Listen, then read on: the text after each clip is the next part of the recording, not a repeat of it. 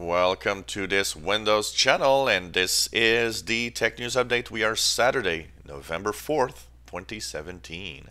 Today, in our Tech News, Broadcom is about to, as soon as Monday, actually take a major stake in Qualcomm. It seems that the company is looking at getting a major shareholding of Qualcomm so that it can actually control it. As Qualcomm, is kind of in trouble right now with tons of companies that are suing here and there, and governments also looking at the business practices. It would create the biggest company in the world for, of course, anything that is radio chips for the cell market and, of course, Wi-Fi and everything. So this is kind of interesting, and it could be announced this Monday. Tablet sales are declining, and it's been declining for 12 consecutive quarters. So less and less people are buying them. But in there, the number one company that sells tablets is still Apple, with its iPad being the number one seller of tablets, followed by Samsung, which is second, and Amazon third.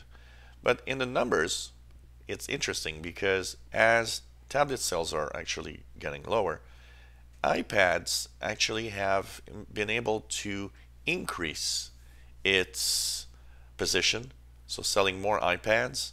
Samsung is actually declining by 8%, and Amazon is third with a 38% increase in sales. So even though tablets are selling less, some companies are actually being able to sell more.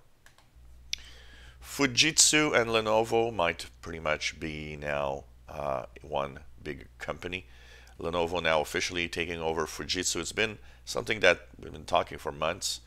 They're taking over the Fujitsu PC division with the idea of just shipping more PCs in a market that is, of course, declining for the past few years. Steam usage of Windows 10 is kind of interesting. So we had the first reports when Windows 10 came out that Steam users were kind of on top of the biggest Windows 10 users for Steam games. And of course, they have statistics because of all the games that they sell and the platform. Now, in the past year, Steam says that Windows 10 usage fell 40%. So a lot of people said, what, are people on Steam ditching Windows 10 to go back to Windows 7 or another platform? Well, the story is a little more complex. It would seem that what's happening is in the past year, a lot of Chinese have decided to get on Steam to play games.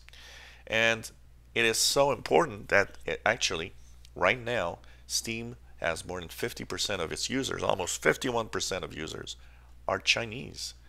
And so what we think is that the increase in the Chinese players that will have probably Windows 7 PCs rather than Windows 10 are changing the numbers.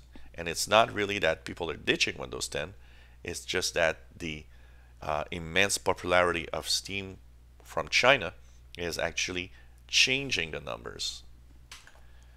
Well, this made a lot of people talk on the web this week.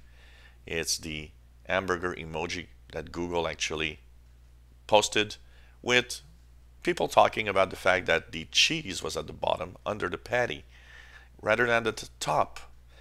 And to make things kind of interesting, Google actually served employees this hamburger with the cheese below the patty to just let them try it out and see how it tastes. So I don't know. I think people have maybe a little too much time on their hands when this becomes a centerpiece of discussion on the internet. Well, this is apparently, according to Apple, the most popular emoji that is used. It is the face with tears of joy that is the most used emoji on the Apple platform. So kind of interesting to see that people seem to be happy and cry at the same time. Well, if you are using the TOR browser on a Mac or a Linux PC, make sure you update to the latest version. A major security flaw was discovered that actually gives away your IP address quite easily. So if you are thinking of using Tor to stay safe and stay anonymous, well, it ain't working if you haven't upgraded to the latest version. Apparently, this bug does not actually work with Windows. So Windows users have stayed safe, but if you're on a Linux or a Mac computer, you need to upgrade to the latest version of the Tor browser as fast as you can. Net neutrality. Of course, we've been talking a lot about this and how it seems that companies want to kind of destroy net neutrality. And the latest that wants to, of course, make things bad for net neutrality is Comcast. Because what's happening is the FCC wants, of course, to remove net neutrality, but many states in the United States have actually had their own rules and their own regulations to keep net neutrality. So Comcast wants the FCC to tell the states, no, you can't do that. Net neutrality should not be enforced state by state. It's a federal debate. So, of course, Comcast, as the other big internet service providers, they don't want to have net neutrality, which is sad.